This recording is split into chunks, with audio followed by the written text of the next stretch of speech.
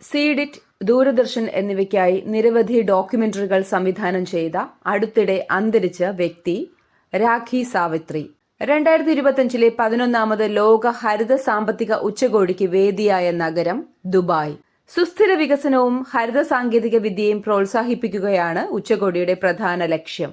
2025 ലോക ഭാരോദ്വഹന ചാമ്പ്യൻഷിപ്പിൽ വെള്ളി മെഡൽ നേടിയ ഇന്ത്യൻ താരം മീരാഭായ് ചാനു വനിതകളുടെ 48 കിലോഗ്രാം വിഭാഗത്തിലാണ് ഈ നേട്ടം കൈവരിച്ചത്. ചാമ്പ്യൻഷിപ്പിന് വേദിയായത് നോർവേയിലെ ഫോർഡോയാണ്. നാഷണൽ ക്രൈം റെക്കോർഡ്സ് ബ്യൂറോയുടെ 2023 കണക്കനുസരിച്ച് ഇന്ത്യയിൽ ഏറ്റവും കൂടുതൽ കർഷക ആത്മഹത്യകൾ റിപ്പോർട്ട് ചെയ്ത സംസ്ഥാനം മഹാരാഷ്ട്ര.